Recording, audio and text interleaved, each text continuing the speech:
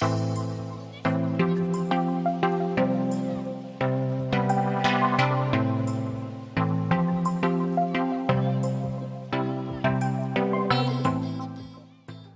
afternoon, everybody, and welcome to a short webinar in regard to urban sewer cleaning, and give you a little look on our perspective of what way things happen in the UK. You can see today's agenda. There's a number of topics that we can talk about, and hopefully this will give you food for thought going forward. To introduce myself, my name is Darren Hamilton. I've been in the industry for over 40 years. I fell in love with the industry at a very young age, at the age of 14, when I was asked to give up my school vacation or my school holiday and do some work with a family member. The member was, the task was to do some water jetting. I hadn't really got a clue what water jetting was all about. And when I started to do the task, I just fell in love with the industry. And I've been in the industry ever since. From there, I started my way when I was legal to actually work. I started my work as an assistant and worked my way up to now to be leading the training department of Lanes Group PLC. Lanes Group PLC is the largest independent drain cleaning company within the UK, operating 22 depots across the UK, and we also have work with Thames Water, Severn Trent Water, which is the utility sector within the industry. I'd like to thank the EWJI for inviting us and to work with us and partner with us on this webinar. We've recently become members of the EWJI, and I think we share the same values regard to safety, work ethics, and promoting good working standards. The Water Jetting Association was formed in 1980 when a group of contractors, like-minded contractors, got together and discussed how they can improve safety and working practices within our sector. 40 years later, we're still making improvement and constant improvement, embracing technology, updating codes of practice to try and make it safe for our members to work in the industry.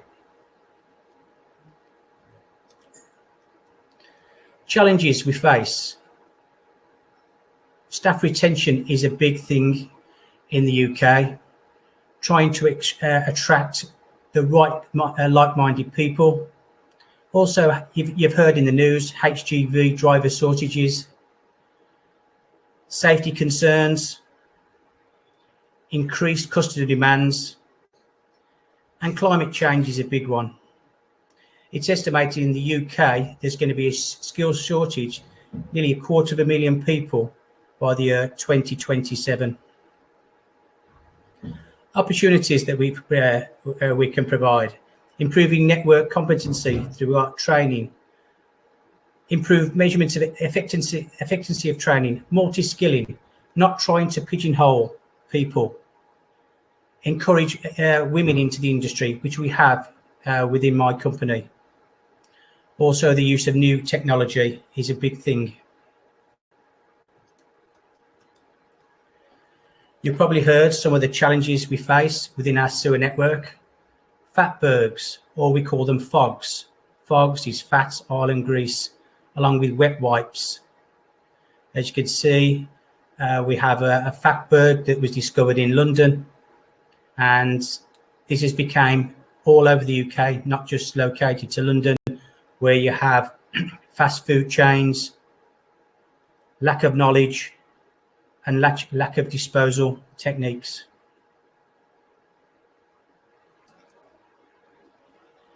This in mind, Thames Water, which Lanes Group is a prime partner. Each year, they are planned to clean 200 kilometres of sewer, and that's just on a pre-planned cleansing programme, and that doesn't denote any reactive blockages. And the reactive blockage are up to about 75,000 actual blockages a year. So you can see the program is intense.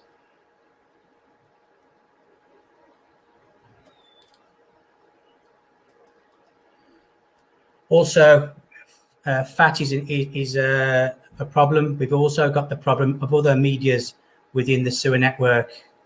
Concrete, where we don't need flow, but we need additional pressure to actually clear that media away from the sewer network.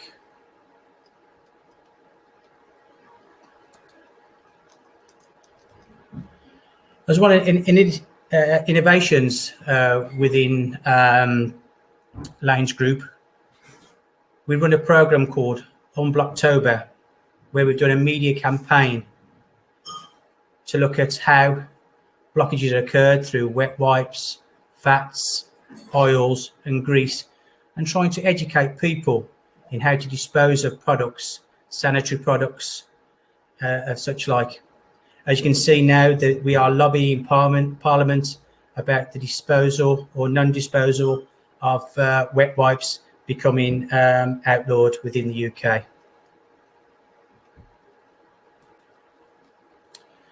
We've looked at technology, embracing technology. How can we report, live reporting? And this is done through a platform which we call TeamLeaf. It helps us promote instant problems, look at uploading problems to the network and to customers and keeping the customers informed in real time, and also to help that migration of information move on pretty quickly.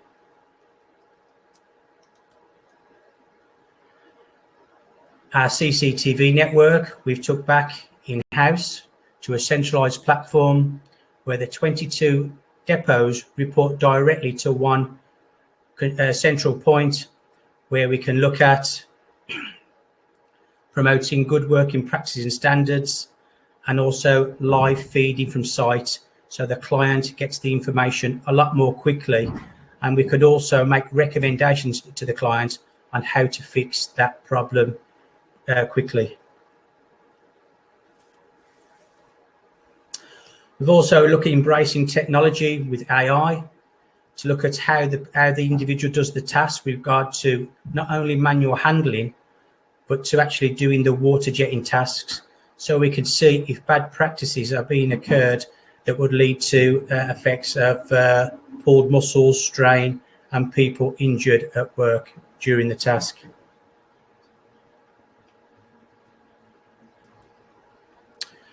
Also, some of the range of equipment we use for sewer cleaning.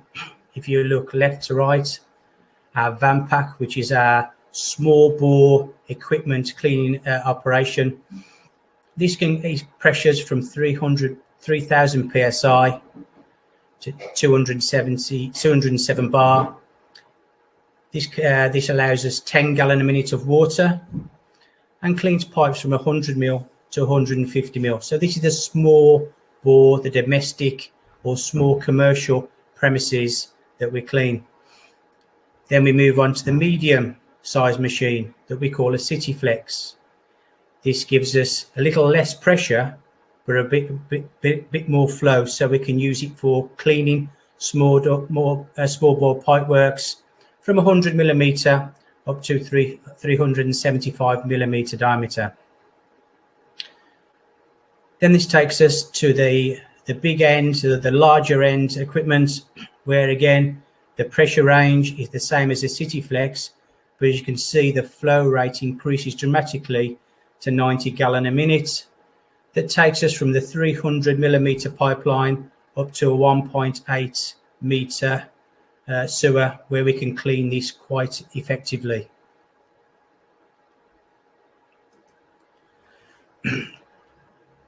We also embrace technology, and we work with off-road vehicles.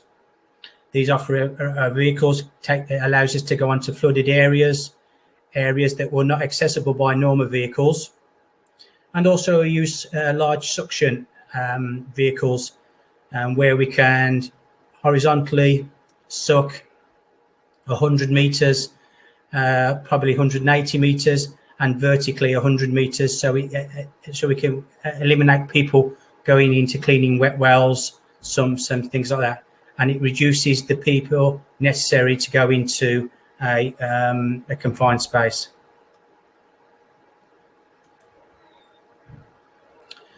So my aim as group manager, operations, a training manager for Lanes Group is, first of all, is to retain skilled labour, improve disciplines and competencies within the group, develop a multi-skilled workforce, supporting in-house career development, so there's a career path from the lowest all the way up to a high-ranking senior within the group.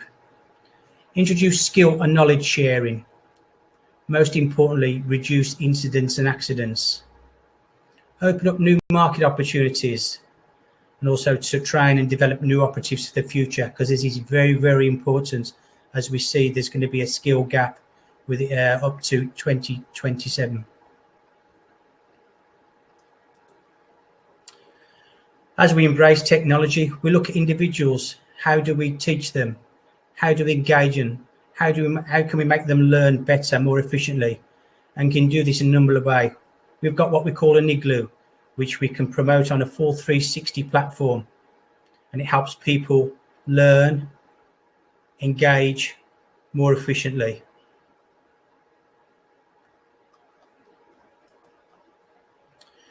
So COVID-19 was a challenge to all sectors, not across the world.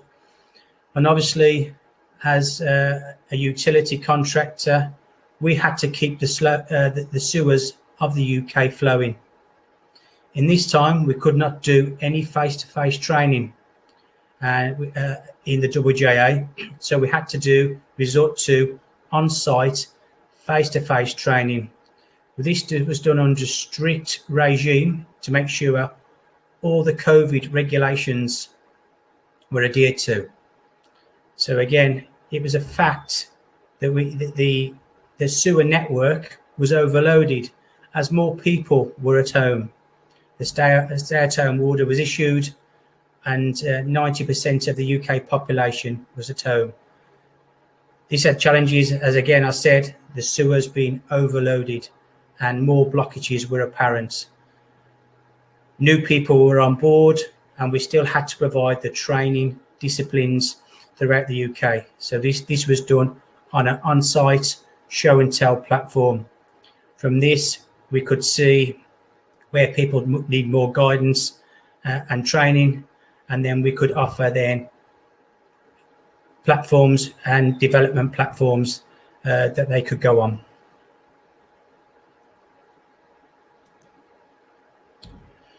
These lists to the WJA, working closely with the WJA helps us promote good working practices within the UK. The WJA platform is Sitting Guilds endorsed. As you can see on the left, this is what the individuals have to do. First of all, we have to do a safety awareness module that every candidate has to achieve. From there, they can go on to the disciplines that they want to work in, whether it be surface preparation, tube and pipe cleaning, drains and sewers, hydro demolition. We are also in the process of developing new courses for tank cleaning.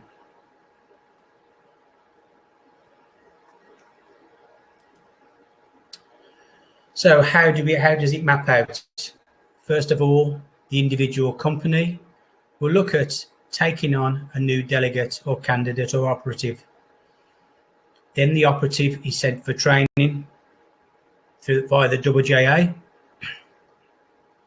Again, the operative passes the safety awareness course, which is the entrance platform, and then he goes to go on to the discipline again that we've talked about.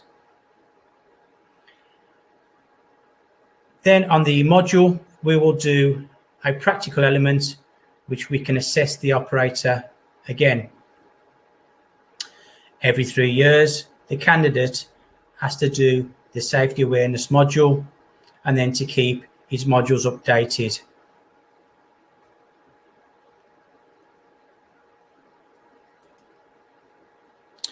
One thing we've introduced is a new initiative. is where we've got an awarding body. The awarding body is called ABI, and ABI then has recognised the water jetting technician as a skill. So in the UK, this programme will lead to what we call a blue card, CS card as a skilled worker. This is a competency level. So how does it work? First of all, the individual has to attend the Water Jetting Association safety awareness. Then he has to work in the domain where he wants to work, i.e. drains and sewers. Then we were recommended that the individual takes a third module. From then, the individual will be monitored, audited by an external assessor to make sure the individual the core skills are in place. After about 12 months of meeting the right criteria, the individual can then apply for a CS card as a skilled worker. This is a unique thing to the Water Jetting Association, helping to improve competencies and improving competencies within the water jetting domain. So we see 40% of the competency will be done by the formal training. As previously said, this will be done over 3 modules, and the safety awareness being the core element, and then the modules for where the individual wants to work. From then, the next 60% will be gained on the job assessment, providing documentation, evidence that the individual has actually undertaken the right level of training.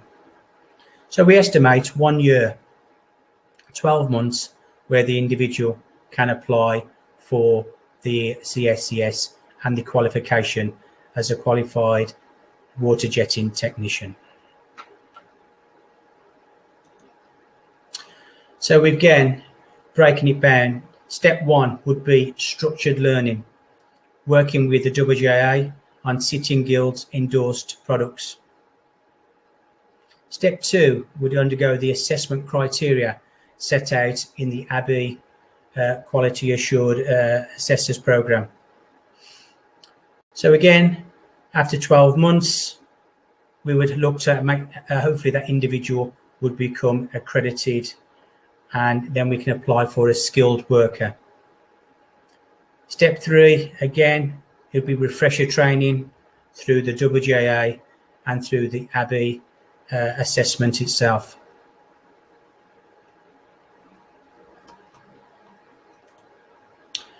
Okay, we're looking at some of the base core skills here that we're looking for.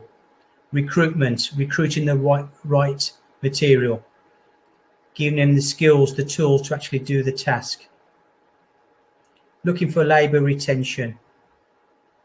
Looking at planning, how we're going to bring the next generation through into the industry. Safety and productivity all goes hand in hand. And then after that, we'll have the commercial success.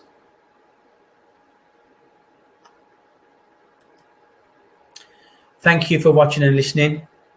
I hope what I've said helps with some of the challenges we've got in the UK.